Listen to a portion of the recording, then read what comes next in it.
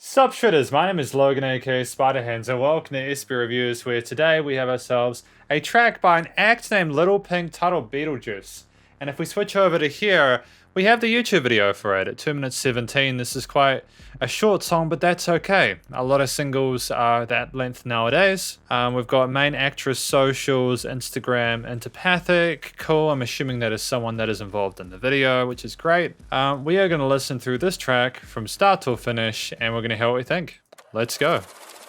Oh, straight into it. Okay.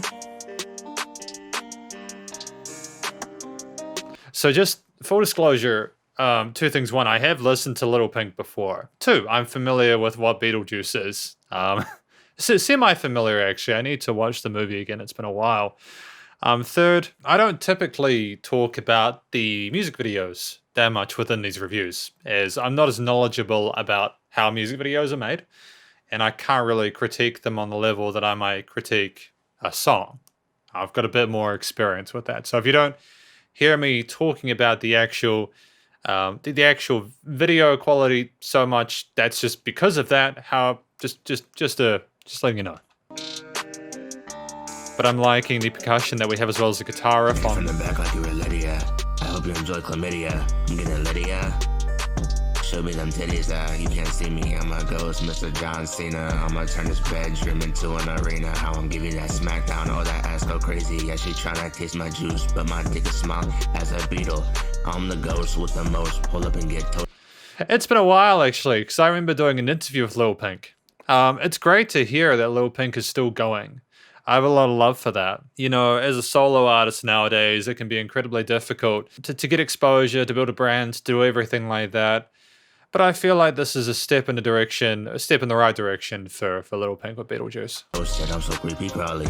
You can't handle the sight of me.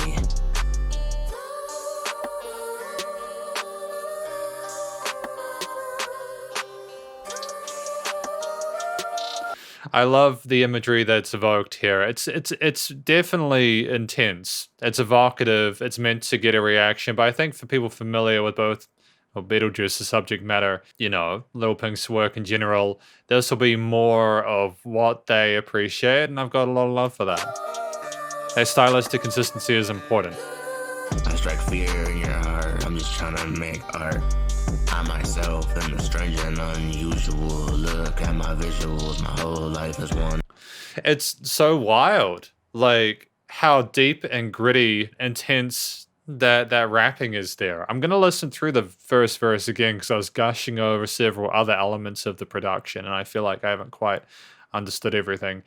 I'm also simultaneously trying to be a little bit more succinct in what I have to say, and I'm trying to make sure that the ideas I express are fuller and more rounded, so I don't just blather on and go on rants and rambles, because that's not much fun to watch. But it's great so far. He has a signature vocal timbre that I can recognize, and it's great. Room, one big dark room. I identified deceased. I can never trust a living. They were always trying to put a bullet in my head, and eventually they got to me. Now I'm in this motherfucking graveyard, making all these skeletons twerk up my motherfucking dick. Skeletons twerking on your dick. Fantastic. It's very on brand. It gets you thinking, and it gets you imagining these things which you might not consider otherwise, and I think that's fun. It's got a sense of humor to it. I enjoy that quite a lot. The guitar and we'll talk more about that as we go. Hey, I got everybody getting lit in the graveyard with this music, and you say it's hardly fucking music. Well, that's your fucking opinion.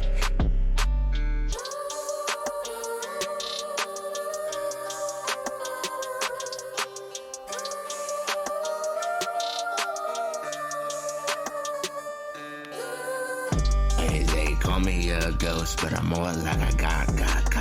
Bitch, I'm a motherfucking god, bitch, I'm a motherfucking god. Bow down to me, kiss the rings on my fingers, kiss my motherfucking boots, you look. Asserting authority. He's a god. He's not a ghost, he's a god. It's very formidable. The music with the drums and his tone of voice in combination with several of the elements there, it makes it almost believable. Like you're falling under the spell of the song. There is a mysticism and strangeness to the guitar line, it ambles around and loops back within itself and makes you feel sort of uneasy. And it reminds me a lot of the sort of creepy, spooky Halloween music I listened to growing up. Little pussy bitch. Hey, hey, bitch, I'm scary like I'm Beetlejuice. Scary like I'm Beetlejuice. Scary like I'm Beetlejuice. Scary like I'm Beetlejuice. Hey.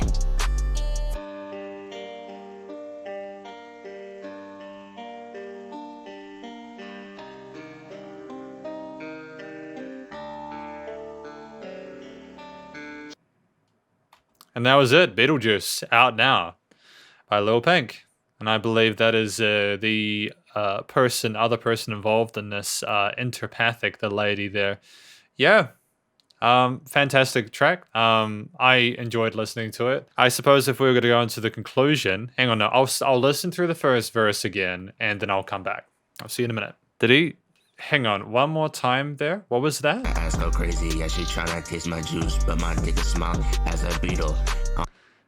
That's a bold claim to make in a music video. I know it's all in jest and stuff like that. I love how barefaced it is, how barren and how crude it is. It's so nice to hear something so unsterilized, so kind of filthy. It's phenomenal. The grittiness of the drums and the percussion and the bass just build on that, as I mentioned before. I think combined with the free expression of the vocals, we're not necessarily trying to sync in time with the percussion or any of the 8th or 16th note grooves that we're hearing throughout.